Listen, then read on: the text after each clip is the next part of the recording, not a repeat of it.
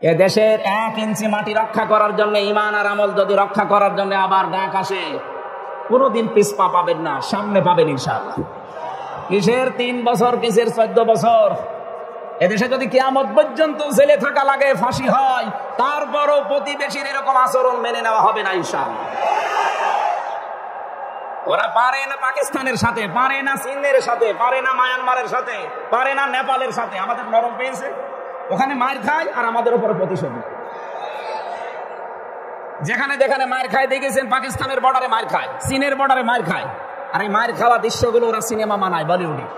আল্লু অর্জুন, রামচরণ, প্রভাস, মনে করছেন হুজুর কিছু জানেন, সব খবর আমার কাছে আছে।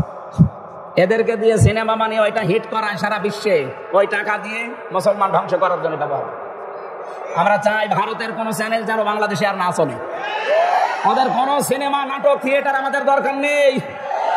আমাদের সিনেমা তৈরি হবে ইরানের মতো, যেখানে শিক্ষা পাওয়া যায়। এক কথা বলেন না কেন? সিনেমা বানিয়েছে, মায়ের খেয়ে খেয়ে ওইটা দিয়ে সিনেমা বানায় আর আমাদের দেখায়। ওই টাকা নিয়ে আবার আমাদের ওপরে বর্ডারে ঝুলিয়ে রাখে ফেলানির লাশ। এক কথা বলেন না কেন? এই জন্য শেরে বাংলা একে ফজলুল হক এখন ঘরে ঘরে তৈরি হয়ে গেছে। মাওলানা ভাসানী এখন এদেশের ঘরে ঘরে আছে। অধ্যাপক গোলাম আজম, ভাষা সৈনিক, এদেশে এখন ঘরে ঘরে তৈরি হয়ে গেছে। সুতরাং উল্টা পাল্টা ভাবার আর সময় নেই। ওদের যদি এতই ক্ষমতা থাকতো, ওতে পালাইতো না। মানে আন্দাজে উস্কানিতে পা দিয়ে নিজের পেছনে লাল করবেন না। একবার একটু করেছিল, আর্মিতে এমন পিটানো পিটিয়েছে। ওই 3 দিনের শুনলাম গোপালগঞ্জ থেকে ঢাকা যদি কেউ বাসে আসে, দাঁড়িয়ে আসলে 1000, বসে আসলে 300। কারণ এখানে মাওলানা ভাসানীর জন্ম। এক কথা বলে না কেন? উনি বলেছিল, যখন এই জাতি বুঝবে যে ভারত আমাদের শত্রু, তখন এই জাতি তোমরা বুঝবা যে আমরা একটা ঠিক পথে আছি। তারা বিচক্ষণ ছিল, আর আমরা এমন বিচক্ষণ যে স্বামী স্ত্রীর সম্পর্ক বানিয়ে দিয়েছেন। ভালো কথা, স্বামী স্ত্রীর সম্পর্ক আপনারা বানিয়েছেন, আমরা মেনে নিলাম। যান, স্বামীর কাছে স্ত্রী আছে, সাথে শালি গেছে। আমরা চাই এখন আপনি স্বামী আর স্ত্রী 2 জন মিলে পকেট মারবেন, শালি আর এই মেয়ে মিলে। বউ আর শালি মিলে স্বামীর পকেট মারলে কোনো অসুবিধা নেই, কারণ স্বামী যদি দিতে না চায় পকেট মারা যায় যাচ্ছে। 3 মাস গেছেন, পকেট মারেন। যত টাকা পয়সা পাঠাবেন আমাদের দেশে, আমাদের ঋণ মুক্ত হবে। জামাইয়ের কাছ থেকে যদি কিছু নাই পায়, ও সাঁতার জামাই দরকার কি? কথা বলে কেন? এমনিতে তো কিছু দেয় না, তারপরে পকেট মারা টাকাগুলো দিলে অন্তত আমরা ঋণ মুক্ত হতাম। আলহামদুলিল্লাহ, বাংলাদেশের ঐতিহ্যবাহী জেলা টাঙ্গাইল পৌর উদ্যানে বাংলাদেশের ন্যায় ও ইনসাফ ভিত্তিক সমাজ কায়েমের লক্ষ্যে মহাবিশ্বের মহাবিশ্বয় আমাদের মালিক, আমাদের মনিব, মহান রব্বুল ইজ্জাত ওয়াল জালালের মুখের পবিত্র বাণী কোরআনে কারীম তাফসীরুল কোরআন মাহফিলের স্বনামধন্য সভাপতি, বাংলাদেশ জামাতে ইসলামী টাঙ্গাইল জেলা শাখার শ্রদ্ধাভাজন আমির জনাব আহসান হাবিব মাসুদ, সভাপতি সমাজ আদর্শ সমাজ কল্যাণ পরিষদ সাবালিয়া টাঙ্গাইল, দামাত বারকাতুহুমুল আলিয়া, বলেন আমিন। এতক্ষণ যারা এখানে কথা বললেন আমার আগে, ইসলামিক চিন্তাবিদ ডক্টর রফিকুল ইসলাম মাদানী, আতালাল্লাহু উমরাহু ওয়া বারাকাল্লাহু ফি হায়াতি, বলেন আমিন। কথা বলেছেন হাজারো আলেমী উস্তাদ, হাফেজ মাওলানা হাবিবুল্লাহ ইকবাল, দামাত বারকাতুহুমুল আলিয়া। মঞ্চে বসা সম্মানিত ব্যক্তিবর্গ, সামনে বসা মুসলমান ভাইরা, পর্দার আড়ালের সম্মানিতা মা এবং বোনেরা, প্রশাসনের ভাইরা, প্রাণ প্রিয় টাঙ্গাইলবাসী, আগেই শুকরিয়া আদায় করছে যে বিশাল একটা পাথর আল্লাহ আমাদের বুকের উপর থেকে নামিয়ে দিয়েছে। আওয়াদানা আনকা ওয়িজরাক আল্লাযী আনকাযা যাহরাক। ১৫০০ বছর আগে আয়াতটা নাযিল হয়েছে।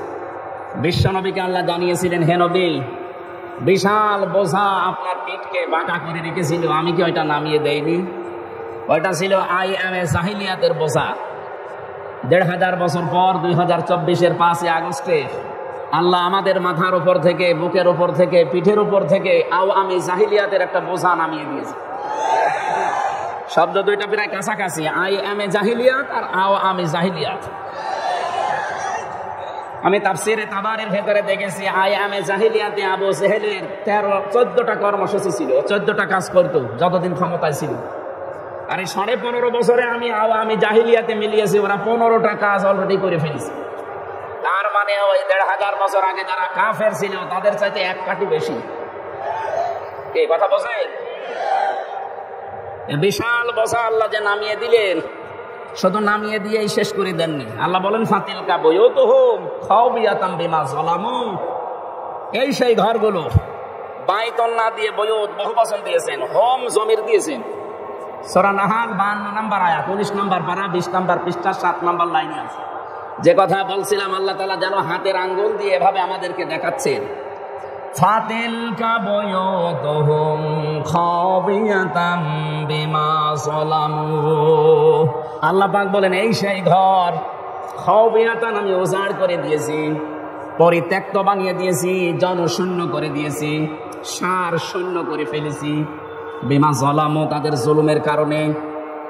এই আয়াতটা 1500 বছর আগে নাযিল হওয়া, অথচ 2024 সালের 5 আগস্টে মনে হচ্ছে বিকাল 5টায় আল্লাহ আরেকবার নাযিল করেছে। আপনি তাকান সারা বাংলাদেশের দিকে, 630টা থানা আছে কম বেশি এদেশের। যেখানে যেখানে জালেমদের ঘর ছিল, ওই জায়গাগুলো আল্লাহ উজাড় গৃহ বানিয়ে দিয়েছে। আমার কুষ্টিয়ার হানিফ সাহেবের বাড়ি, এটা সাহেব বলা ঠিক না, হানিফের বাড়ি। কি ইনো সাহেব বলা ঠিক না, কারণ সাহেব হওয়ার যোগ্যতা তারা হারিয়ে ফেলেছে। ওরে ইনো বলা যায়, না হলে ননু বলা যায়, কারণ এখন মানুষ আর ইনো বলে ডাকে না, বলে ননু। সেদিন আদালতে তুলতে সময় দেখলাম একজনকে পচা ডিম মেরেছে, বলছে ননুর গায়ে মারলাম। বলবে তো যে ইনোর গায়ে না, বলছে ননুর গায়ে মারল। তার মানে নামও পাল্টিয়ে গেছে, এখন আর কেউ ইনো বলেও ডাকে না। সাহেব তো দূরের কথা, নাম পাল্টিয়ে দিয়েছে ননু। এখানে হানিফের বাড়ি আপনি দেখবেন উজাড় গৃহ বানিয়ে দিয়েছে আল্লাহ, এখন জাতীয় টয়লেট। অথচ 5 তারিখের আগে কত দাপট ছিল ওই বাড়িটার, ওখান থেকে জুলুমের কত ষড়যন্ত্র হতো। কুষ্টিয়ায় কাকে কাকে ধরিয়ে দেবেন, কাকে মিথ্যা মামলা দিয়ে মিথ্যা সাক্ষী দিয়ে জীবন নষ্ট করবেন, ওই ঘরে পরিকল্পনা হতো। হ্যাঁ, কথা বলেন না কেন? শুধু কি ওই জায়গায়, সারা বাংলাদেশের 64 জেলার 630টা থানা কম বেশি, সব জায়গায় জালেমদের ঘরে একই আলোচনা। সকালে কারে দুর্বল করা যায়, কারে ধরিয়ে দেওয়া যায়, কারে মিথ্যা মামলা দিয়ে মিথ্যা সাক্ষী দিয়ে ওরা নষ্ট করে ফেলা যায়। কিচ্ছু জানে না। একজন ঘুমিয়ে আছে ঘরে, হঠাৎ চোখ খুলে দেখছে থানা হাজতে। কি গো? ঘুমের ঘরে উঠে জিজ্ঞাসা করছে, ভাই আমি কোথায়? হাজতে। কেন? গাছ কেটেছিস? কখন? স্বপ্নে। এইটা চলছিল কিনা বলেন তো? আর ওরা সকালবেলা বড়ে ওলাইতো, আমরা ন্যায় বিচার কায়েম করছি। এই ন্যায় বিচারের নমুনা একটা লোক কিচ্ছু জানে না, গাছ কাটা কি, গাড়িতে আগুন লাগানো কি, ও জীবনে কোনোদিন দেখেও নি। অথচ সেই মামলায় ও জেল খাটতেছে 5 বছর। আর বানানোর সাক্ষীগুলো তো সব আগে থেকে রেডি করা। আমারে বলছে আপনার নামে 50টা মামলা হবে। আমি বললাম যে স্যার আপনি কি মামলা বানাবেন? মামলা সব আমাদের রেডি করা আছে, শুধু নাম লিখে দেব। কি চলছিল দেশে আপনি টের পাচ্ছেন? এইরকম একটা পাথর আল্লাহ নামিয়ে দিয়েছেন, আর এই জুলুমের জায়গাগুলো আল্লাহ খাওবিয়াতান বানিয়ে দিয়েছেন, একেবারে সার শূন্য পরিত্যক্ত বানিয়ে দিয়েছেন। সবচাইতে বড় জুলুমের সিদ্ধান্ত যেখান থেকে হতো, ওই বাড়িটার দিকে তাকান, মানুষ এখন জামাতবদ্ধ হয়ে গিয়ে প্রসাব করছে। গত 3 দিন আগে পত্রিকায় দেখলাম 8-9 জন একসাথে গিয়েছে বিভিন্ন দিকে মুখ করে আল্লাহ রাস্তায় প্রসাব করছে। এমনি এমনি এগুলো হয়নি, বিমা যালামু, তাদের জুলুমের কারণে আল্লাহ এগুলো করেছে। এক কথা বলেন না কেন? জুলুম করার পরে মানুষগুলো উল্লাস করত। যারা জুলুম করে উল্লাস করে হাসি দেয়, আল্লাহ বলেন হে নবী ওদের হাসতে দেন, কিছুদিন পরে দেখবেন ওরা কাঁদবে। আপনাদের টাঙ্গাইলের কৃতি সন্তান নাম বলতো, শাপলা চত্বর পরিষ্কার করার পরে উনি আবার কি কথা বলেন না কেন? এখন কাঁদতেছে।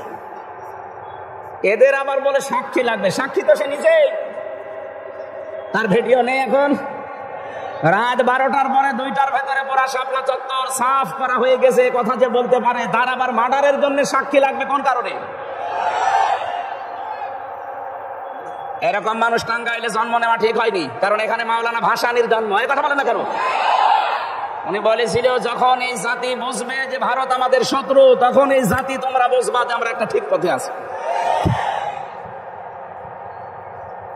তারা বিচক্ষণ ছিল, আর আমরা এমন বিচক্ষণ যে স্বামী স্ত্রীর সম্পর্ক বানিয়ে দিয়েছেন। ভালো কথা, স্বামী স্ত্রীর সম্পর্ক আপনারা বানিয়েছেন, আমরা মেনে নিলাম। যান, স্বামীর কাছে স্ত্রী আছে, সাথে শালিক আছে। আমরা চাই এখন আপনি স্বামী আর স্ত্রী 2 জন মিলে পকেট মারবেন, শালি আর এই মেয়ে মিলে। বউ আর শালি মিলে স্বামীর পকেট মারলে কোনো অসুবিধা নেই। কারণ স্বামী যদি দিতে না চায় পকেট মারা যায় যাচ্ছে। 3 মাস গেছেন পকেট মারেন, যত টাকা পয়সা পাঠাবেন আমাদের দেশে আমাদের ঋণ মুক্ত হবে। জামাইয়ের কাছ থেকে যদি কিছু নাই পায় ও সাঁতার জামাই দরকার কি, কথা বলে কেন? এমনিতে তো কিছু দেয় না, তারপরে পকেট মারা টাকাগুলো দিবে, অন্তত আমরা ঋণ মুক্ত হতাম। যা করে গেছে প্রতিবেশীর নামে যা করছেন পৃথিবীর ইতিহাস হয়ে থাকবে। আপনাদের ঈমান নেই আমরা জানি, কিন্তু বিবেক তো আছে, একটু বিবেকটা কাজে লাগান। এই বাংলাদেশে আজ পর্যন্ত কোনো মন্দির ভেঙে মসজিদ বানানো হয়েছে কোনো রেকর্ড নেই, অথচ ভারতের বুকে কতগুলো মসজিদ ভেঙে মন্দির অলরেডি বানানো শুরু হয়ে গেছে। এই আপনার প্রতিবেশীর আচরণ কি জবাব দেবেন আপনি তাম দুনিয়ার মানুষের কাছে?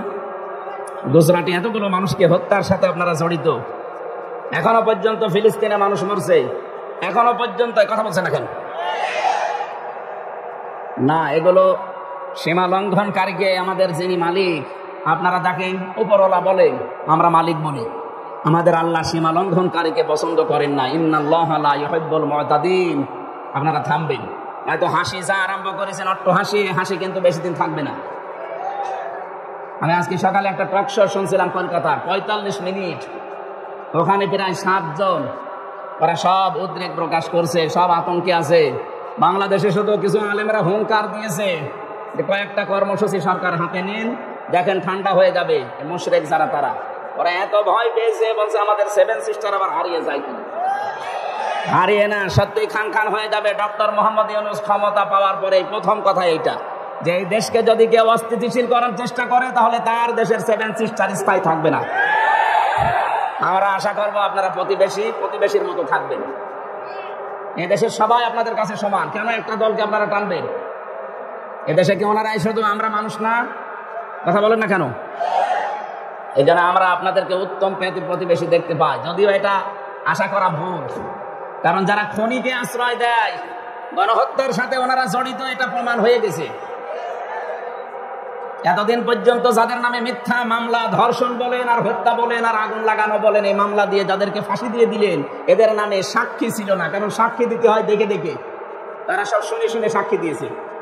কথা বলেন না কেন? জন্ম নিয়েছে 75-এ, সাক্ষী দিয়েছে 71-এ। ও মায়ের পেটেও আসেনি, সাক্ষী দিল কি করে? কিন্তু এখন যাদের নামে গণহত্যার মামলা, এই মানুষগুলোর কিন্তু সাক্ষী শোনা না, সব দেখা সাক্ষী, ভিডিও ফুটেজ আসে না। আমারে যদি মিথ্যা মামলা দিয়ে আপনি 3টা বছর জেল খাটাতে পারেন, 160টার উপরে অলরেডি মামলা হয়ে গেছে। 1.5 বছর করে এক একটা মামলায় যদি রায় হয়, পরে চলে যাবে। সুতরাং ওখানে বসে বসে জেলা আমির যেটা বলছিলেন, এই ষড়যন্ত্র করবেন না। আমরা পাগল, ষড়যন্ত্রে পা দিতে চান কোন কারণে? ওদের ষড়যন্ত্র পা দেওয়া যাবে না। আমি এসপি সাহেবের কাছে আজকে কথা বললাম, উনি বলছিল মানুষকে জানাবেন এই দেশে বিভিন্ন ইস্যু তৈরি করে যারা বাইরের দেশ থেকে এদেশকে অশান্ত করার জন্য উস্কানি দিচ্ছে, তাদের উস্কানিতে যেন কেউ এই ফেসবুকের ফাঁদে পা না দেয়। আমরা সব ঠিক আছে, কিছু মানুষের শৃঙ্খল আছে, সবাই তো এক না, এগুলো ঠান্ডা হয়ে যাবে ইনশাল্লাহ। ওরা মনে করছে আমরা দুর্বল হয়ে গেছি। আরে ভাই, যেদিন পড়েছি করিন্না সলাতি অনুসুকি ওয়া মাহইয়া ওয়া মামাতি লিল্লাহি রাব্বিল আলামিন, সেদিনে জীবন আল্লাহকে দিয়ে দিয়েছি। আপনি তো আল্লাহকে জীবন দেননি, এজন্য আপনার ভয়। আমাদের কোনো ভয় নেই, অন্তত এদেশে যারা একামতে দিনের কর্মী। এদেশের কর্মী হতে হলে আগে এটা বলা লাগে যে ইন্না সলাতি ওয়া নুসুকি। নুসুক মানে শুধু কোরবানি না, নুসুক মানে জীবন পর্যন্ত। এখানে 3টা অর্থ পাওয়া যায়। নুসুক মানে হজের ক্রিয়াকলাপ, নুসুক মানে ইবাদত বন্দেগী, নিসুক মানে ত্যাগ তিতিক্ষা। কোরবানি ইবাদত বন্দেগী আমরা যা করব সব আল্লাহকে অলরেডি দিয়ে দিয়েছি। সুতরাং এই জীবনটা এখন আমাদের কাছে আমানত। এখন বোনাস লাইফে আছি। কারণ 16 সালে হজ করার সময় দেখলাম আমাদেরকে যিনি দায়িত্বে আছে বলছিলেন, নিজের পোশাক খুলে আপনারা সাদা পোশাক পরেছেন, এটা শুধু ইহরামের কাপড় না, এটা কাপড়ের কাপড়। মারা যাওয়ার পরে মানুষকে কাফনের কাপড় পরানো হয়, আর আমরা নিজেরা জিন্দা অবস্থায় নিজেদেরকে কাফনের কাপড় পরিয়ে প্রস্তুত করে ফেলেছি যে আল্লাহ লাব্বাইক, আমি হাজির আছি। সুতরাং আমরা যারা সত্যি ইন্না সলাতি ওয়া নুসুকি পড়ে ফেলেছি, তাদের জীবন অলরেডি আল্লাহকে আমরা আমানত দিয়ে দিয়েছি। এ দেশের 1 ইঞ্চি মাটি রক্ষা করার জন্য, ঈমান আর আমল যদি রক্ষা করার জন্য আবার ডাক আসে, কোনোদিন পিছপা পাবেন না, সামনে পাবেন ইনশাআল্লাহ। কিসের 3 বছর, কিসের 14 বছর? এদেশে যদি কিয়ামত পর্যন্ত জেলে থাকা লাগে, ফাঁসি হয়, তারপরও প্রতিবেশীর এরকম আচরণ মেনে নেওয়া হবে না ইনশাআল্লাহ। ওরা পারে না পাকিস্তানের সাথে, পারে না চীনের সাথে, পারে না মায়ানমারের সাথে, পারে না নেপালের সাথে। আমাদের নরম পেয়েছে, ওখানে মার খায় আর আমাদের উপরে প্রতিশোধ নেয়। যেখানে যেখানে মার খায় দেখেছেন, পাকিস্তানের বর্ডারে মার খায়, চীনের বর্ডারে মার খায়। আর এই মার খাওয়া দৃশ্যগুলো ওরা সিনেমা বানায় বলিউডে। আল্লু অর্জুন, রামচরণ, প্রভাস, আমার কাছে হুজুর কিছু যাবেন, সব খবর আমার কাছে আছে। এদেরকে দিয়ে সিনেমা বানিয়ে ওইটা হিট করায় সারা বিশ্বে, ওই টাকা দিয়ে মুসলমান ধ্বংস করার জন্য ব্যবহার। আমরা চাই ভারতের কোন চ্যানেল যেন বাংলাদেশে আর না চলে। ওদের কোন সিনেমা, নাটক, থিয়েটার আমাদের দরকার নেই। আমাদের সিনেমা তৈরি হবে ইরানের মতো, যেখানে শিক্ষা পাওয়া যায়। এই কথা বলেন না কেন? সিনেমা বানিয়েছে, মায়ের খেয়ে খেয়ে ওইটা দিয়ে সিনেমা বানায় আর আমাদের দেখায়, ওই টাকা নিয়ে আবার আমাদের উপরে বর্ডারে ঝুলিয়ে রাখে ফেলানির লাশ। এই কথা বলেন না কেন? এই জন্য শেরে বাংলা একে ফজলুল হক এখন ঘরে ঘরে তৈরি হয়ে গেছে। মাওলানা ভাসানী এখন এদেশের ঘরে ঘরে আছে। অধ্যাপক গোলাম আজম, ভাষা সৈনিক, এদেশে এখন ঘরে ঘরে তৈরি হয়ে গেছে। সুতরাং উল্টা পাল্টা ভাবার আর সময় নেই। ওদের যদি এতই ক্ষমতা থাকতো তো পালাইতো না। মানে আন্দাজে উস্কানিতে পা দিয়ে নিজের পেছনে লাল করবেন না। একবার একটু করেছিল, আর্মিতে এমন পিটানো পিটিয়েছে, ওই 3 দিনে শুনলাম গোপালগঞ্জ থেকে ঢাকা যদি কেউ বাসে আসে, দাঁড়িয়ে আসলে 1000, বসে আসলে 300। বসবেন কি করে? পেছনে তো উল্টা পাল্টা হয়ে গেছে। এখানে এরকম উস্কানিতে আর কেউ পা দেবেন না। দেয় যদি ওনার আপনজন যারা আছে তারা দিক। কথা বলেন না কেন? কোরআনে কারীম আমরা যারা শুনতে এসেছি, এই আল্লাহ আমাদেরকে জানিয়েছেন, ওদের জুলুমের কারণে যদি ওদের বাড়ি ঘর পরিত্যক্ত করে দিতে পারি, ইন্না ফি যালিকা লাআয়াতান, এখানে লামে তাকিদ। আলেম যারা আছে জিজ্ঞাসা করেন, আল্লাহ বলেন ইন্না ফি যালিকা লাআয়াতান লিকাওমিন ইয়ালামুন, অবশ্যই এর ভেতরে শিক্ষা আছে। এই যে জালেমদের যে অবস্থা করেছি, কোন মানুষ যদি আবার জুলুম করে, লিকাওমিন ইয়ালামুন, যারা জ্ঞানী সম্প্রদায় তাদের জন্য এখানে শিক্ষা হচ্ছে এই, ওরা 15.5 বছরে একেবারে মাটি থেকে শুরু করে আসমান পর্যন্ত পুরা শিকড় ওরা সব জায়গায় কেটে ফেলেছিল। পিয়ন থেকে শুরু করে একেবারে উনি পর্যন্ত পুরাটাই ওনাদের সাজানো। এত বড় শিকড় গাড়ার পরও কিন্তু টিকতে পারে নাই। তাদের বাড়ি ঘর পর্যন্ত আল্লাহ খাবিয়াতান বানিয়ে দিয়েছে, উজাড় গৃহ, পরিত্যক্ত। শয়তানও এখন যেতে ভয় পায়। এখান থেকে আমাদের শিক্ষা নেওয়া দরকার। ওরা যদি এত কিছু শিকড় তৈরি করার পরে 15 বছর একাধারে অবৈধ থাকার পরেও টিকতে না পারে, জুলুম করার কারণে ওদের বাড়ি ঘর যদি উজাড় গৃহ হয়ে যায়, জনসৈন্য আল্লাহ বানিয়ে দিতে পারে। আগামীতে যারা চেয়ারে বসবেন, এরা যদি আবার জুলুম শুরু করেন, আপনাদের বাড়ি ঘর আল্লাহ কিন্তু উজাড় গৃহ বানিয়ে দেবে। আমি আশা করে বোঝাতে পেরেছি। এরপরও যদি কেউ না বোঝার ভান করে থাকেন, এদিকে আসেন, আসেন।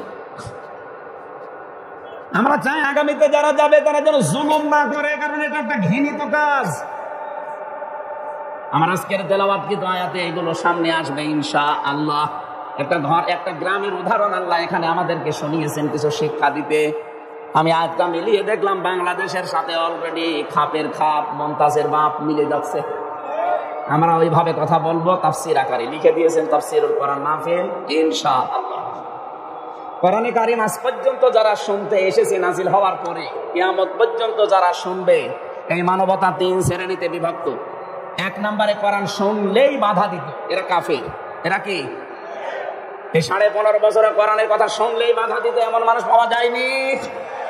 হয়তো সরাসরি বলে নাই যে হবে না, কিন্তু 14 জায়গায় অনুমতি নেওয়া লাগবে, এই সিস্টেম করেছিল। বিষয় একই, যাতে মাতাল হলো তাহলে ঠিক ছিল। একটা ছেলে শুধু ফল ছেড়ে গেছে, পাশের বাগানের মালিকের ছেলে এসে বলছে, চাচা আপনার এই ছেলে আমাদের বাগানের ফুল ছেড়ে বারবার, আপনি কিছু বলেন না কেন?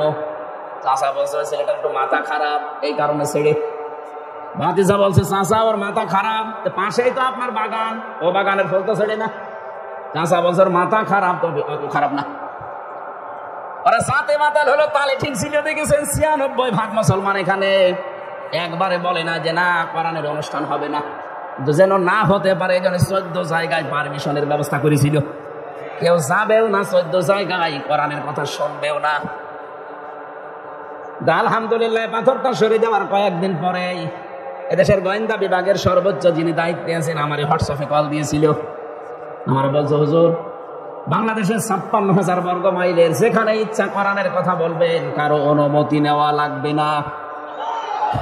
যদি কেউ একটু উসবিস করে বাধা দেয় শুধু আমারে জানাবেন, ওর ঠ্যাং ভেঙে ফেলবো। আমি বললাম স্যার আপনি এতদিন ছিলেন কোথায়? আমি নতুন দায়িত্ব পেয়েছি, আমি একজন মুসলমান, মুসলমানের দেশে অন্যান্য ধর্মের কথা বলতে যেমন কোনো বাধা নেই, 96% মুসলমানের দেশে আল্লাহর কোরআনেও কোনো বাধা থাকবে না। কোরআনে কারিম শুনলেই বাধা দেয়। 1 নম্বরে আল্লাহ জানিয়েছেন এরা কাফের, সূরা হামিম সাজদা 26 নম্বর আয়াতটা দলিল। 2 নম্বরে কোরআন শুনতে আসে, বিশ্বাস করে, কিন্তু যখন দেখে যে এগুলো আমার সাথে মিলছে না তখন আস্তে করে কেটে পড়ে। এর নাম মুনাফিক। এর নাম বলেন বলেন। সূরা নিসা 61 নম্বর আয়াতে তথ্য আছে। এখানে যারা এসেছেন অধিকাংশ মানুষ আমরা বিশ্বাস করছি কোরআন আল্লাহর কিতাব। কোরআন কার কিতাব? হামজা এসেছে গোষ্ঠিয়া থেকে, ও বানিয়ে বলবে না, যা বলবে কোরআন থেকে বলবে, এইটাও বিশ্বাস করে। কিন্তু যখন দেখে যে না একই বলছে, তো আমার সাথে মিলছে না, তখন আস্তে করে পেছন দিক থেকে কেটে পড়বে। দেখেন কোনটা ওঠে, ওই যাতে চলে যাচ্ছে। শুধু পোশাক পায়খানার বিড়ি খাওয়া বাদ দিয়ে কেউ যেতে পারবে না। বিড়ি খাওয়ার নেশা যদি খুব লাগে খেয়ে চলে আসবেন, একেবারে চলে যাবেন না, খেয়ে আবার চলে আসবেন। আসবেন তো? বলছে ইনশাল্লাহ। তার মানে ও খাবে কি? চেলায় আসলাম না, এটা ছেড়ে দেওয়া দরকার ভাই। ছাগলেও খায় না এটা, আর আপনি খান। আপনি ছাগল, আশা করছি ছেড়ে দেবেন, মদ অভ্যাস বাদ দেবেন। তাহলে মুনাফিক হচ্ছে তারা যারা কোরআনে কারিম শুনতে আসে, বিশ্বাস করে, কিন্তু যখন নিজের সাথে দেখছে না এগুলো তো মিলছে না, আস্তে করে কেটে পড়বে। আমি ছেড়ে যাওয়ার আগে একবার খুলনা, ওটা রূপসা থানায় এক মাহফিলে সভাপতি আমার কানের কাছে এসে বলছে হুজুর এখানে রাজনৈতিক দলের বিভিন্ন লোকজন আছে, আপনি মাটির নিচের বাস করেন। ঠিক আছে, তো মাটির নিচে সর্বপ্রথম প্রশ্ন হবে মার রব্বুকা, তোমার রব কে? এই প্রশ্নের জবাব যদি কেউ দিতে চায় তাহলে দুনিয়ায় তার 5টা জিনিস মানা লাগবে। কয়টা বলেন না কেন?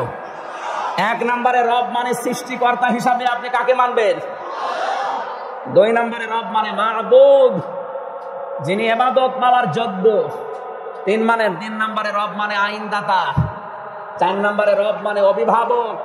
5 নম্বরে রব মানে পথ প্রদর্শক। শুধু বানিয়েই শেষ করে দেয়নি, পথ দেখিয়েছে। এই 5টা বিষয় যারা আল্লাহকে মেনে নিতে পারবে দুনিয়ায়, তারা কবরে যেয়ে বলতে পারবে রব্বি আল্লাহ। একটা একটা করে যে ব্যাখ্যা দিয়েছে, সৃষ্টিকর্তা, মাহবুদ, আইনদাতা। আল্লাহর আইনে দেশে চলে তো হুজুর মাটির নিচের বাস দরকার নেই, উপরে বাস করবে। উপরে কি হবে তাহলে? আফা গায়রা দীনিল্লাহি ইয়াবগুন ওয়ালাহু আসলামা মান ফিস সামাওয়াতি ওয়াল আরদ ওয়া কারহা ওয়া ইলাইহি ইরজাউন। তোমাদের কি হয়েছে? কোন দিকে দৌড়াচ্ছ?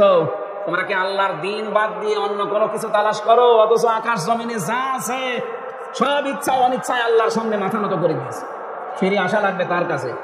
তাহলে আমরা এখনো পর্যন্ত এই জমিনে মাটির উপরে যারা আছি, আল্লাহর দ্বীন বাদ দিয়ে কোন দিনের দিকে দৌড়াচ্ছি?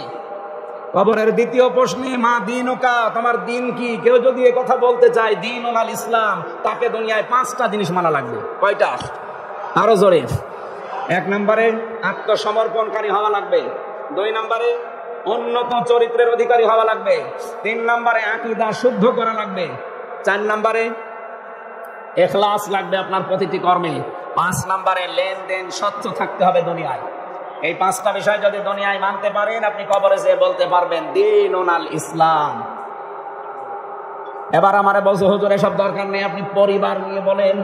পরিবার নিয়ে মানে কবরে নেই, জমিনে নেই, পরিবারটা কোন জায়গায়? পরিবার জমিনে না। বলছে থাক, পরিবার নিয়ে বলেন। স্বামী স্ত্রীর গন্ডগোল কেন হয়? এইটা ঠিক আছে। আপনি কবরে যে বলতে চাচ্ছেন যে আমার রব আল্লাহ, আমার রব্বুকা রব্বি আল্লাহ, বলতে পারবেন না। 5টা বিষয় দুনিয়া মানা লাগবে। মা দিনুকা, তোমার দিন কি? বলতে পারবেন না। আমি লাইভ দেখছিলাম, মনে হয় কি ডক্টর রফিকুল ইসলাম চলে গেছে, উনি মনে হয় এই পয়েন্টটা বলেছিলেন যে খালি জব্বা গায়ে দিয়ে পাগড়ি মাথায় দিয়ে বুজুর্গর নাম করো, অথচ পৃথিবীতে কত অন্যায় হচ্ছে, প্রতিবাদ করাকে দুনিয়ার কাজ মনে করো। দাঁত খুলে ফেলবে আল্লাহ। বন্ডামি করা জায়গা পাও না, তোমার ইমানই তো নেই। ইমানের যে ক্যাটাগরি বলে বলছিলেন না, জালিকা দাফুল ঈমান, তার ইমানের সর্বনিম্ন পর্যায়ে যে মনে মনে ঘৃণা করে, ঘৃণা তো করেই না, আরো জালেমদের সাপোর্ট দিস। আবার বলে যে আমি বুজুর্গ, আমি হক্কানি, বিশাল জব্বা ওনার মতো গায়ে দিয়ে মনে হচ্ছে কি আসমান থেকে পালিয়ে এসেছে। আপনি মা দিনুল ইসলাম যদি বলতে চান, অবশ্যই আপনাকে 5টা বিষয় দুনিয়ায় দেখাতে হবে যে আমি মানি। আপনার আনুগত্য নেই, আপনার ইখলাস নেই, আপনার আকীদার বিশুদ্ধতা নেই, উন্নত চরিত্র তো বালাই নেই, লেনদেন স্বচ্ছ নেই, কিভাবে বলবেন দিনুল ইসলাম? 3 নাম্বারটা তো আরো কঠিন। মান হাজার রাজুল, এই লোকটা কে ছিল? আপনি যদি বলতে চান হাজা নাবিয়্যুনা মুহাম্মাদুর রাসূলুল্লাহ, 2টা বিষয় মাস্ট বি আপনাকে মানাই লাগবে।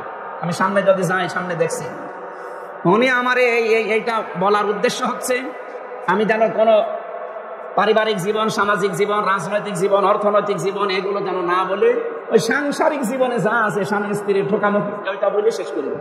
ঠিক আছে, স্বামী স্ত্রীর গন্ডগোল কেন হয়? সূরা নিসার 34 নম্বর আয়াত পড়লাম যে এই কারণে গন্ডগোল হয়, আর এটা মেটানোর পদ্ধতি এই মনাজাত করে বাড়ি গেলাম, যাওয়ার পরে ওনার বাড়িতেই খাবার দেখি চাচা কথা বলছে না, মুখ গোমরা করে আছে। কি চাচা, কি হয়েছে? বলছে হুজুর আমার বর সাথে যে আমার গন্ডগোল, আপনি জানলেন কি করে? জানবো কি করে? না, আপনাকে হয়তো কেউ বলে দিয়েছে। আজকে আমার যা যা হয়েছে আপনি তাই তাই বললেন। আজকে আমার বর সাথে আমার হাতাহাতি হয়েছে, আপনি তাই বললেন। আমি আমারে কেউ তো বলে দেয়নি, আমার একজন বলেছে। কে? 1500 বছর আগে এই কোরআনে আল্লাহ জানিয়েছে যে স্ত্রীর সাথে কেন গন্ডগোল হয়। তা আপনি আমারে নিয়ে যে লাগাবেন কোথায়? যদি মুসলমানিতে লাগান, আমি ওই জায়গায়ও বের করবো যে মুসলমান কেমন করে হওয়া লাগে। এক কথা বলছে না কেন? আমাদের জাতির পিতা ইব্রাহিম আলাইহিস সালাম উনি মুসলমান না হিন্দু? আমরা অনেকে মনে করি মুসলমান মানে কেটে ফেলা, না। জেলে যাওয়ার পরে এই যে পাশের জেলা আপনাদের গাজীপুর পাশে না, কাশিমপুরে ছিলাম আমি 3 বছর। ওখানে যিনি ছিলেন দেবদুলাল, এই লোকটা যখনই জেলখানায় আসতো এই জেলার একেবারে সবাই চিল্লিয়ে বলতো ফুল হাতা আসতেছে। ফুল হাতা মানে মুসলমানই দেয়নি। আমরা যারা আছি আমরা কি হাফ হাতা, আমরা কি? আর উনি ওই দিন বুঝেছিলাম যে আল্লাহ হাফ হাতা কি আর ফুল হাতা কি।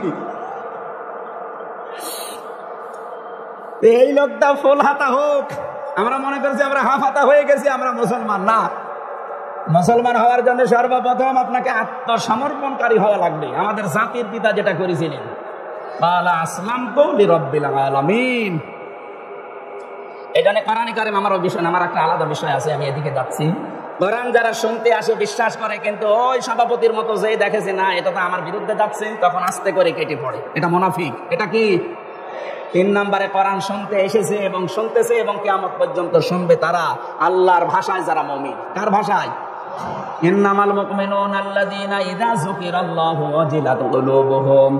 আল্লাহর ভাষায় তো তারাই মুমিন যে মানুষগুলো আল্লাহর নাম উচ্চারণ হলেই কেঁপে ওঠে তাদের অন্তর।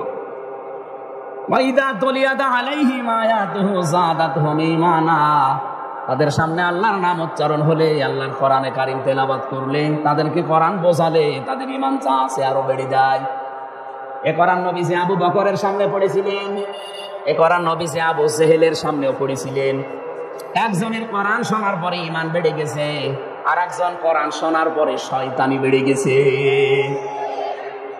এখানে আবু বকরের মন নিয়ে যদি বসতে পারেন, আপনার ঈমান মাস্ট বি যাদাতুহুম ঈমানা, আপনার ঈমান বাড়বেই। আর ঈমান যাদের বাড়ে তাদের কিছু চিহ্ন পাওয়া যায়, আলামত পাওয়া যায়। কি সেটা? এবার শুনেন। ওয়াইদা সামিউ মা উনজিলা ইলার রাসূলি তারা আ'য়ুনাহুম তাফিদু মিনাদ দামি মিম্মা আরাফু মিনাল হক। সূরা মায়দার 83 নম্বর আয়াতে আল্লাহ জানিয়েছেন, হে নবী, যখন আপনি তাদের সামনে কোরআনে কারিম শোনাবেন, যদি ওরা উপলব্ধি করতে পারে, বুঝতে পারে, দেখবেন মনের অজান্তেই কখন ওদের চোখ দিয়ে পানি পড়ছে। কোরআনের আলোচনায় সবার চোখে পানি আসবে না, ডিস্টার্ব যারা করছে ওদের গুনাহ হবে হোক। কিন্তু কোরআন শোনার পরে যদি আপনার যোগ্যতা থাকে, বোঝার মতো, উপলব্ধি করার মতো, আপনি দেখবেন কখন আপনি কাঁদতেছেন, টেরও পাননি, এমনি আপনার চোখ দিয়ে পানি গড়িয়ে পড়বে। রব্বুল আলামিন বলেন, ঈমান যদি আবু বকরের মতো মন নিয়ে শোনো, তোমার ঈমান বেড়ে যাবে। আর আবু জেহেলের মতো মন নিয়ে যদি শোনো, তোমার শয়তানি বাড়বে। ওয়াইদা তুতলা আলাইহিম আয়াতুনা বাজ্জিনাতিন তা'রিফু ফি বুজুহিল্লাযীনা কাফারুল মুনকার। সূরা হাজের ভেতরে আল্লাহ জানিয়েছেন, হে নবী, যখন এগুলো তেলাওয়াত করে স্পষ্ট দলিল প্রমাণ দিয়ে বোঝাবেন, দেখবেন কাফেরেরা বোঝে তো না, আপনার দিকে তেড়িয়ে তেড়িয়ে মারতে আসবে। এতদিন যেটা হয়েছিল, মাইক পর্যন্ত আলেমদের কাছ থেকে কেড়ে নিয়েছে। কথা বলছে না কেন? বহুবার এই টাঙ্গাইল সেই কুষ্টিয়া থেকে আসার চেষ্টা চালিয়েছি, আমারে আসতে দেয়নি। ওই ব্রিজ থেকে ঘুরিয়ে দিয়েছে, এলাঙ্গা থেকে ঘুরিয়ে দিয়েছে। কি দোষ? কোনো দোষ নেই, এমনি। কি কারণ? কোনো কারণ নেই, এমনি। 1500 বছর আগে সূরা কলমের তাফসীর পড়তে গিয়ে পেয়েছি ওই জামানায় নবীজির দাওয়াতে বাধা দিয়েছিল, নবীজিকে পাগল বলেছিল। 3টা কারণ পেয়েছি। প্রথম নাম্বার কারণ, নবীজিকে ওরা বাধা দিয়েছে, পাগল বলেছে, এমনি। কি কারণ? আরো জোরে বলেন। 15.5 বছরে আমাদেরও কোরআনে বাধা দিয়েছে, আমাদেরকে উল্টা পাল্টা নাম দিয়ে ডেকেছে। কি কারণ? এমনি। বলেন, আরো জোরে বলেন। ওরা যেমন এমনি ছিল, 15.5 বছরে কোনো ভোট হয়নি, এমনি ছিল। কিভাবে ছিল? আরে ভাই, আমি নিজে তো প্রমাণ। আমার চাচা চেয়ারম্যান 3 বারের, আমার দাদা ছিল এর আগে, শুধু মার কাটা নিয়ে এসেছে, ঘুমিয়ে আছে, সকালে দেখছে এমনি। সকালে কি? এমনি। এই দেশটা এমনি বানিয়ে ফেলেছিল। আমি যেটা বোঝাতে চাই এখান থেকে, আবু বকরের মন নিয়ে শোনেন, আপনি মাস্ট বি, আপনি কিছু নিয়ে যেতে পারবেন। আবু সেহেলের মতো মন নিলে হামজা না, নবীজি এসে ওয়াজ করলো, আপনার কাজ হবে না, শয়তানি বাড়তে থাকবে। 3 নম্বরে গুণ তাদের, ওয়ালা রাব্বিহিম ইয়াতাওয়াক্কালুন। কোরআন শোনার পরে এই মানুষগুলোর বিশ্বাস, এদের তবকা এত বেড়ে যায়, আল্লাহর প্রতি তারা ভরসাকারী হয়ে এখান থেকে যায়। এই তাফসীর মাহফিলের আয়োজন এই কারণে, আমরা আজকে আমাদের ভরসাটা আল্লাহর উপরে এত দৃঢ় করতে চাই। প্রতিবেশী রাষ্ট্র, দাদা বাবুরা না, তামাম দুনিয়ায় এক হয়ে গেলেও আমাদের ইমানের সামনে ধোলার মতো উড়ে যাবে। আমার ভাইরা, আমরা কোরআনে কারিমের 3 নাম্বার যে পয়েন্টটা, শুধুমাত্র 2টা লাইন বলছে। কবরে যে কেউ যদি বলতে চান মান হাজার রাজুল, এই লোকটাকে আপনি যদি বলেন যে হাজা নাবিয়ুনা মুহাম্মাদুর রাসূলুল্লাহ সাল্লাল্লাহু আলাইহি ওয়াসাল্লাম, 2টা কাজ মাস্ট বি দুনিয়ায় আপনাকে দেখাতে হবে। আপনি এই কোরআনে কারিম পড়তে হলে যে কায়দা পড়েন, আলিফ বা তা সা থেকে ইয়া পর্যন্ত 29টা অক্ষরে, প্রতিটি অক্ষরে আমাদের ওই নবীর পরিচিতি আল্লাহ দিয়ে দিয়েছেন। আলিফ দিয়ে আহমদ, বা দিয়ে বাশির, তা দিয়ে মুত্তাকি, সা দিয়ে মুদ্দাসির, জিম দিয়ে জামিল, হা দিয়ে হামিম, খ দিয়ে খাতামান নবিয়্যিন। টান দিতে দিতে আপনি একেবারে শেষে যাবেন, ইয়া ইয়াসিন। ইয়া হরফে নিদা, সিন মানে সাজ্জেদ। তাফসীরে কাবীরের ভেতরে সিন শব্দের 5টা অর্থ আল্লামা ফখরুদ্দীন রাজি রাহমাতুল্লাহ আলাইহি দিয়েছেন। আল্লাহ পাক নিজে ঘোষণা দিচ্ছেন, ইয়াসিন, হে নেতা। সিন মানে সাজ্জেদুল আলামিন, সিন মানে সাজ্জেদুল বাশার, সিন মানে সাজ্জেদুল কাউনাইন, সিন মানে সাজ্জেদুল মুরসালিন, সিন মানে সাজ্জেদুল আম্বিয়া। এর এক একটা অক্ষরের ভেতরে হাজার হাজার কথা আছে। যত গবেষণা করবেন তত নতুন জিনিস পাবেন। আমার আলোচনার বিষয় একটা, এই জন্য আমি শুধু ইঙ্গিত দিলাম।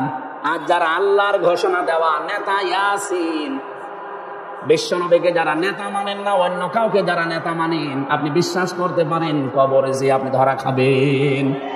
কারণ নবীজিকে আল্লাহ দেখিয়ে বলবে মান হাজার রাজুল, এই লোকটাকে আপনি বলতে পারবেন না। বলবেন লা আদরি, লা আদরি, আমার জানা নেই। যদি আপনি দুনিয়াতে বিশ্ব নবীর আদর্শে যারা চলে তাদেরকে নেতা মেনে চলতে পারেন, তাদের আদর্শ মতো চলতে পারেন, আপনি কবরে গিয়ে বলতে পারবেন হাজা নাবিয়ুনা মুহাম্মাদুর রাসূলুল্লাহ। আমরা তো এইটাই চাই, আপনি যেন ধরা না খান কবরে। কথা বলেন না কেন? আল্লাহ আমাদেরকে যেন বাঁচিয়ে দেন, দয়া করে বলেন আমিন।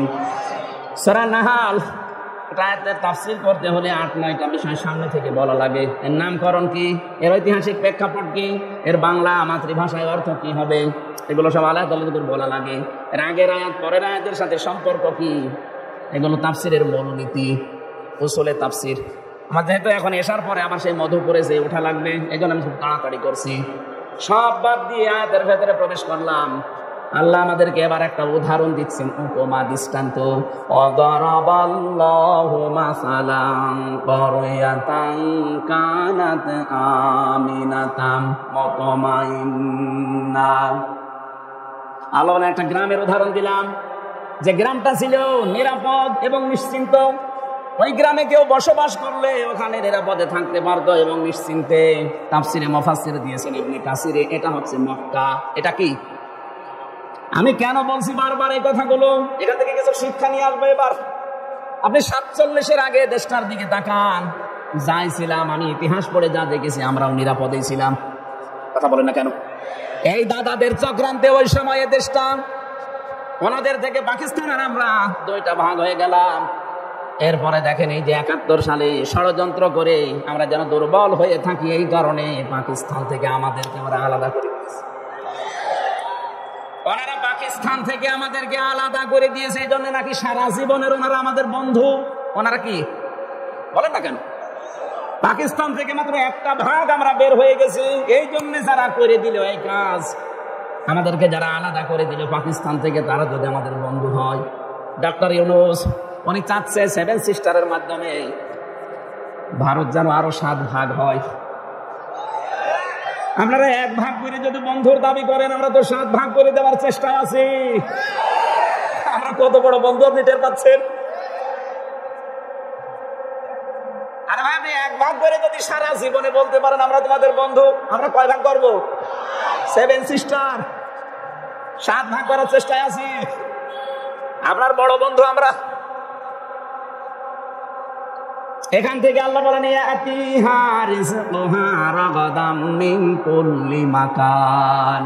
বাংলাদেশ পাকিস্তান যখন এক ছিল, আপনি দেখেছেন আমাদের আশপাশ দেশ থেকে, আল্লাহ বলেন ওই যে মক্কায় বিভিন্ন দেশ থেকে তাদের কাছে জীবন উপকরণ, রিজিক যা লাগে সব আমি আল্লাহ ব্যবস্থা করে দিয়েছিলাম। এগুলো আসতো ফাঁকা ফারাত বিয়ান ও মিল্লা। কিন্তু ওই দেশের যারা দায়িত্বে ছিল তখন তারা কুফরি আরম্ভ করলো আল্লাহর সাথে।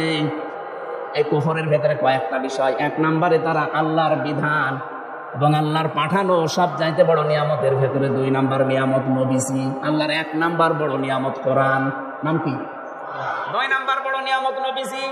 লাকাদ মান্নাল্লাহু আলাল মুমিনিন, তোমাদের প্রতি আল্লাহর সব চাইতে বড় দয়ার ভেতরে অন্যতম, তিনি তোমাদের ভেতরে একজন নবী পাঠিয়েছেন। সেই নবীকে ওরা মিথ্যাবাদী বলেছে, নবীকে ওরা কাজ্জাব বলেছে, নবীকে ওরা পাগল বলেছে, মাজনুন বলেছে, এমনকি দেশ থেকে পর্যন্ত তাড়িয়ে দিয়েছে। কথা বলেন না কেন? আল্লাহ রাব্বুল আলামিন বলেন, এরকম কিছু কারণ দেখার পর আমার নিয়ামতের শুকরিয়া আদায় না করে আমার নিয়ামতের সাথে যখন ওরা বিদ্রোহ করেছে, আমার এত বড় নিয়ামতকে দেশে থাকতে দেয়নি, তাড়িয়ে দিয়েছে।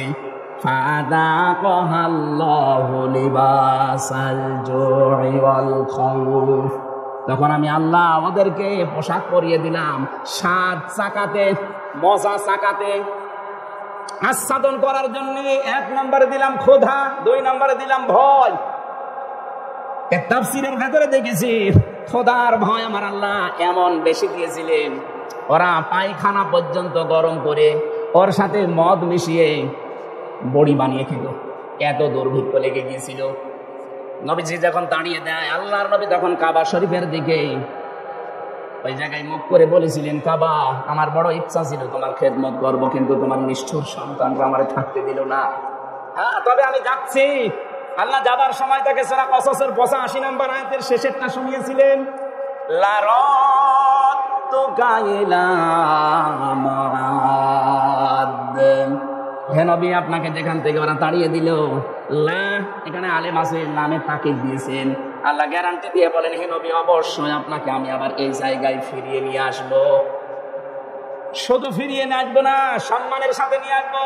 এই আয়াতের তাফসীরে আধুনিক মুফাসসির লিখেছেন, পৃথিবীতে যুগে যুগে যারা কোরআনের জন্য কষ্ট স্বীকার করে বিতাড়িত হয়ে যায়, কণ্ঠাসা হয়ে থাকে, এই মানুষগুলোকে আল্লাহ যখন ফিরিয়ে নিয়ে আসে তখন সম্মানের সাথে নিয়ে আসে। এর বাস্তব প্রমাণ নবীজি নিজে যখন ফিরে এসেছিলেন বাদশাহ হয়ে, কি হয়ে? এই বাংলাদেশের প্রমাণ আছে, মাওলানা আবুল কালাম আজাদ। কথা বলেন না কেন? বিতাড়িত হয়েছিলেন দেশ থেকে, পালিয়ে গিয়েছিলেন, তার নিজের দোষে না, কোরআন প্রচারের কারণে আল্লাহ তাকে ফিরিয়ে নিয়ে এসেছেন সম্মানের সাথে। এখন মাওলানা আবুল কালাম আজাদ এসেছে, আসবে। উনি যদি জেলাতে আসে, জালেমরা আসবে, যে মানুষগুলো আসবে মহব্বত নিয়ে, তার চাইতে কোটি গুণ মানুষ আসবে মাওলানা আবুল কালাম আজাদের যে লাল দাড়িওয়ালার কথা শুনতে। দ্বিতীয় মাসলা হচ্ছে পৃথিবীতে কোরআনের বিপক্ষে অবস্থান যারা নেয় এরা যদি একবার পালায়, এই পৃথিবীর ইতিহাস আল্লাহ কাউকে আর এই পৃথিবীতে ফিরিয়ে নিয়ে আসে না। আপনি তাকান চেঙ্গিস খানের দিকে, কথা বলছেন, লক্ষণ সেনের দিকে, পালিয়েছে 805 বছর আগে পালিয়েছে, আজ পর্যন্ত ফিরে আসেনি। আর ওনার 3 মাস 5 দিন, 3 মাস 5 দিন না 30 মাস 5 দিন পার হলো আসবে না, কারণ ওর ছাতা বছর করে মরে যাবে। টার্গেট দিয়েছিল 41 সাল। আপনার কি আজরাইলের সাথে কন্ট্যাক্ট ছিল নাকি? আমরা 1 সেকেন্ডের ভরসা পাই না, কথা বলেন। আর আপনার 86 বছর বয়স, এত ভরসা কোথা থেকে পেলেন? ভরসা যারা দিয়েছিল তারা এখন চিকিৎসা করাচ্ছে না। শুনলাম যে রোগ হয়েছে এখন আর চিকিৎসাও করাচ্ছে না, ওদের ভেতরে এখন দ্বন্দ্ব লেগে গেছে যে ছাতা থাকলে শুধু আমাদের সাথে গন্ডগোল, ছাতা মরে যাক, ওর চিকিৎসাও লাগবে না। কোরআনের বিপক্ষে অবস্থান নিয়ে যদি আপনি কণ্ঠাসা হয়ে পড়েন, যদি পালিয়ে যান, যদি বিতাড়িত হন, নির্বাসিত হন, জীবনে আর ফিরে আসতে পারবেন না, সে লাইন শেষ। নবীজিকে আল্লাহ গ্যারান্টি দিয়েছিলেন লা রদ্দুকা ইলা মাআদ, এটা নবী পর্যন্ত শেষ না, কিয়ামত পর্যন্ত এই আয়াতটা থাকবে। এজন্য আমরা যারা 15.5 বছরে কোরআনের জন্য কণ্ঠাসা হয়েছিলাম, এক পেশে হয়েছিলাম, বাড়ি থাকতে পারিনি, জেলে থেকেছি, দেশ থেকে চলে গেছে, এই মানুষগুলোকে আল্লাহ আবার প্রতিষ্ঠা দেবে সম্মানের সাথে। নবীজিকে আল্লাহ দেয়নি, নবীর উম্মত যারা তাদেরকেও দেবে, কিন্তু আপনি নবীর উম্মত না। কি আমি হাসি মানুষ নবীর উম্মত না? হ্যাঁ, নবীর উম্মত না। এই জন্য বলছি, বিশ্ব নবী যেদিন নবুয়ত পাওয়ার পরে বাড়িতে আসলেন, স্ত্রীকে বললেন আমাকে ঢেকে দাও, আমি ভয় পেয়েছি, জাম্মিলুনি ইয়া খাদিজা, আমার জীবনের ওপর আমার আশঙ্কা হচ্ছে আমি যেন মারা যাব। হযরতে খাদিজা ওই দিন 5টা কথা বলেছিলেন। তার 2 নম্বরে তিনি বলেছিলেন ইন্নাকা লা তাসিলুর রহিমা ওয়া তাহমিলুল কাল্লা। হে আমার স্বামী আবুল কাসেম, ভয় পাবেন না, আপনি তো রক্তের সম্পর্ক ঠিক রাখেন, আপনি ভয় পান কেন? দুনিয়ায় যারা রক্তের সম্পর্কগুলো ঠিক রাখে তাদের কোনো ভয় নেই। কি করলেন 15.5 বছরে? আমরা আপনার আত্মীয় স্বজন ছিলাম না, কথা বলছেন। আপনি মিলান যে কোনো কায়দায় আমরা আত্মীয় স্বজন ছিলাম, এই জন্য কেউ ভাবি, কেউ আপা, কি বলতাম না, আমরা আপনাকে আপা বলে ডাকতাম, আর রংপুরের বিভাগের লোক আপনাকে ভাবি বলে ডাকত। কেউ কেউ মানুষ কন্যা নাম দিয়েছিলাম। এত রকমের সম্পর্ক আপনাদের সাথে আমাদের। কি করলেন আত্মীয়র সম্পর্কগুলো? একটাও ঠিক রাখেননি। যে কয়টা ঠিক ছিল সেই কয়টাও শেষ করে ফেলেছেন। অন্তত ফরিদপুরে বিয়ে দিয়েছিলেন মেয়েটার, সেখান থেকেও মেয়েটা বাদ দিয়ে নিলেন, সেই রক্তের সম্পর্ক শেষ। কার সাথে সম্পর্ক আপনার ঠিক আছে? তাহলে রক্তের সম্পর্ক যারা নষ্ট করে তাদের ভেতরে ভয় ঢুকিয়ে দেন কে? বলেন। এত ভয় পেয়েছে এত করে খাবার খাবে, সে সময় পাইনি। দ্বিতীয় শব্দটা কি বলেছিলেন? তাহমিলুল কাল্লা। আপনি ভয় পান কেন? আপনি তো মানুষের বোঝা বহন করেন। তাহলে দুনিয়াতে কেউ দুঃখের বোঝা, কষ্টের বোঝা, ঋণের বোঝা বহন করেন, এই জন্য আপনার ভয় নেই। আজ বাস্তবতা এইটা, আপনি পালিয়ে গেলেন, এত বোঝা আমাদের দিয়ে গেলেন কোন কারণে? এই দেশে আজ কত কষ্টের বোঝা মানুষের, এক কথা বলেন না কেন? কত দুঃখের বোঝা। এই যে 2780 জন মানুষ এখন হাসপাতালের বেডে কাতরাচ্ছে, এই বৈষম্য বিরোধী ছাত্র আন্দোলন করতে গিয়ে 2780 জন, কেউ হাত হারিয়েছে, কেউ পা হারিয়েছে, কেউ চোখ হারিয়েছে, কেউ অন্ডকোষ হারিয়েছে। এই মানুষগুলো তার পরিবারের কাছে, মা বাবার কাছে, ভাই বোনের কাছে, এরা বোঝা না। এই বোঝাটা দিয়ে গেলেন তো আপনি। চলে যখন যাবেন, আর কয়দিন আগে যেতে পারলেন না। চলে যদি যাবেন, এতগুলো বোঝা দিয়ে গেলেন কেন? এদেরকে এখন কে টানবে? তার মা বাবা কিভাবে টানবে? তার ভাই বোন, তার স্ত্রী স্বজন, এমনকি সমাজের লোক, দেশের লোক। এতটুকু বোঝা দিয়ে গেলে হয়তো না। আজকে ডক্টর ইউনূস বলেছে দেশটাকে হাসিনা একেবারে শেষ করে দিয়েছে। এত ঋণের বোঝা আপনি দিয়ে গেলেন। এই দেশে এখন কেউ জন্ম নিলে তার মাথার উপরে 1 লাখ টাকা ঋণ। নবীজি বলেন তার স্ত্রী তাকে সান্ত্বনা দিচ্ছে, আপনি ভয় পাবেন না, আপনি মানুষের বোঝা বহন করেন, আর আপনি আরো বোঝা চাপিয়ে দিলেন। তাহলে মানুষের বোঝা যারা হালকা করে না, বহন করে না, আরো বোঝা চাপিয়ে দেয়। নবীর উম্মত আপনি করতে পারেন না, নবীর উম্মতের বাইরে। এই জন্য নবীর উম্মত যদি কষ্ট স্বীকার করে কোরআনের জন্য, তাদেরকে আল্লাহ প্রতিষ্ঠা দেবে, হয় দুনিয়া, যদি না দেয় আখিরাতে। আর যারা কণ্ঠাসা হচ্ছেন আজ জুলুমের কারণে, তাদের ফিরে আসার রাস্তা বন্ধ।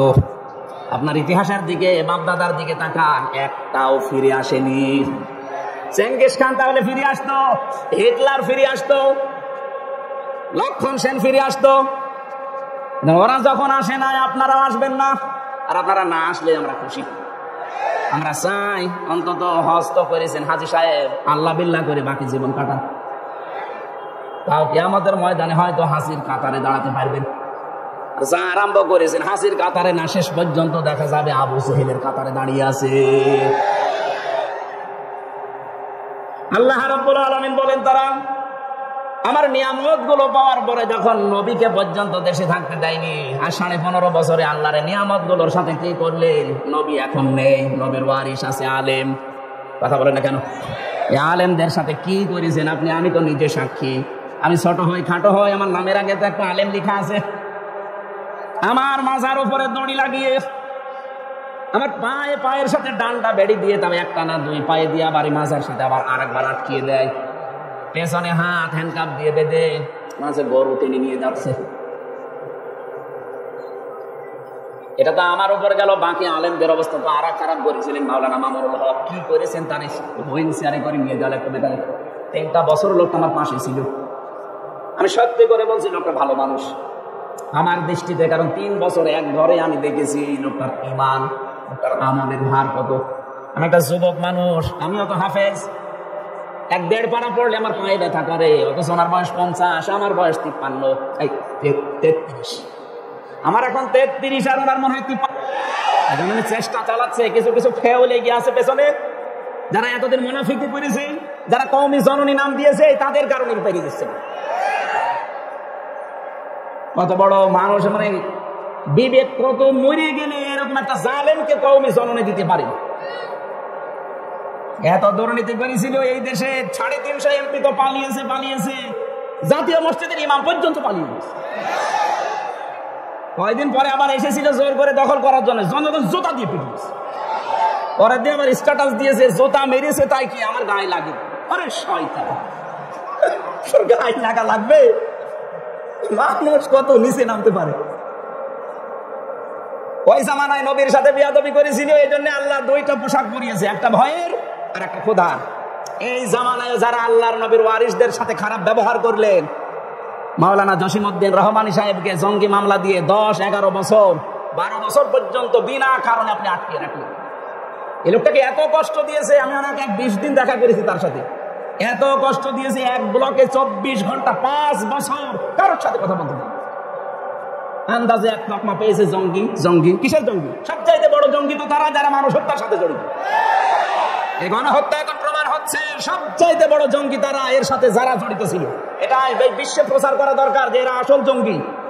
এরা এতদিন এইটা কাজে লাগিয়ে দেশের হাজারো মানুষকে গুম করেছে, খুন করেছে, আয়না ঘরে রেখেছে। আয়না ঘরে আমারও প্রথমে নিয়ে গিয়েছিল 10 দিন। আমি দেখেছি ওখানে মানুষ কত কষ্ট করে। কারো আমার সন্তান, কেউ 8 বছর, কেউ 10 বছর, কেউ 14 বছর পড়ে আছে, দুনিয়ায় কেউ জানে না। এত বড় বড় নখ হয়ে গেছে, এত বড় বড় নখ, চুল দাড়ি গপ মনে হচ্ছে জঙ্গল থেকে বেরিয়ে আসতেছে। এত বড় বড় নখ দিয়ে এই দেওয়ালের সাথে খুশিয়ে লিখে রাখতো ভাঙা অক্ষরে যে, ভাই যদি বাইরে কেউ যেতে পারে এই নাম্বারে একটু জানাবেন যে আমি বেশি আছি। 1.5 মিনিট 2 মিনিট সময় দেয় টয়লেট করার জন্য, 1.5 মিনিট। পচা ছোলা দিয়ে যেতে কয়েকটা সকালবেলা, আর দুপুরবেলা 1 মুঠ ভাত দিতে মনে হচ্ছে তো মাখিয়ে দিয়েছে। এত বড় জুলুম করে এখন আবার ওখান থেকে বসে বসে মোবাইলে কথা বলে যে আমি কি করেছি যে আমার পালিয়ে চলে আসার, এগুলো কি করেছেন আপনি বোঝেন না? আপনি আমার কি করবেন? আপনি তা করেছেন, যদি 100 বার ফাঁসি দেওয়া হয় তাও 10 বার বাকি থাকবে। কি করেছে? হ্যাঁ, কে করেছেন এটার সাক্ষী তো আমি নিজে, এটার সাক্ষী মাওলানা মামুনুল হক, এটার সাক্ষী ছিল আরেকজন আল্লামা দেলাওয়ার হোসেন সাঈদী, তাকে তো মেরেই ফেলল। লোকটার কত আশা ছিল, কত আশা ছিল। আমার সাথে দেখা হয়েছিল ভেতরে একদিন, কত আশা ছিল লোকটার যে বের হবে কোরআনের ময়দানে আবার কথা বলবে। মিথ্যা কথা বলে তারা বের করে নিয়ে ইনজেকশন দিয়ে মেরে ফেলবে। আপনি ক্ষণিক যে কয়জন ছিল দায়িত্বে, ওদেরকে যদি ডিম দেওয়া যায় ঠিক বলে ফেলবে। ডিম দেওয়াও লাগবে না। আমার মাঝে মাঝে ডিম নিয়ে এসে বলতো, হুজুর এই যে এইটা কি, আবার এই যে বড় বড় অস্ত্র নিয়ে এসে বলছে এইটা দিয়ে আমরা নখ তুলি রিমান্ডে থাকাকালীন। ওদেরকে এগুলো একটু দেখানোর দরকার যে বল কেন ইনজেকশন দিলি, কার হুকুমে দিলি, আমার মনে হয় সব বলে ফেলবে। আর এখন আবার মিথ্যা কথা, এই জালেমদের পক্ষে এখনো সাফাই গায়ে অনেকে যে কি করেছে, ওনার পালিয়ে চলে দেওয়া লাগলো, কি করেছে আপনি টের পাচ্ছেন না। আপনার বাপ যদি 14 বছর থাকতো আপনি টের পেতেন। 900-র উপরে বেডি আর এখনো পর্যন্ত জেল খাটতেছে বিনা কারণে, কিচ্ছু জানে না। যারা মাস্টার মাইন্ড তারা তো ঠিক পালিয়ে গেছে, অথচ 900-র উপরে মানুষ। আমার সাথে দেখা হয়েছিল পঞ্চগড়ের এক মুরব্বী, এই জেলে আছে এখন। তাহাজ্জুদ পড়তে ওঠার সময় দেখতাম একটা দীর্ঘ শ্বাস দিত, আর 1 মাস পরে লোকটা রিটায়ার্ড হয়ে যাবে, সারা জীবন দেশের জন্য সব দিয়ে গেল, অথচ 14 বছর জেলে আছে। রাতের বেলা তাহাজ্জুদের সময় দেখতাম একটা আওয়াজ দিত, আমার মনে হয় এটা আরো শেষে ধাক্কা খেয়েছে। জালেম এমনি পড়িছে, কত মানুষের বরদোয়া লিখে আছে আপনি জানেন? আমার ছোট মেয়েটার পর্যন্ত বরদোয়া লিখে আছে। তিনজন ভ্যানের সাথে ও ঝুলেছিল, আমরা হয়তো দেখেননি। শয়তান পর্যন্ত মনে হয় কেঁদে ফেলিস, আর ওই শয়তানদের মন নরমই হয় না। মামলা দিয়েছে, জামিন পাওয়া আমার যদি অধিকার থাকে, অধিকার আছে না, আমার জামিন হবে না। লালকালি দিয়ে রেখেছে মাওলানা মামুনুল হক, আমির হামজা, এদের হবে না, কিয়ামত হয়ে গেলেও হবে না।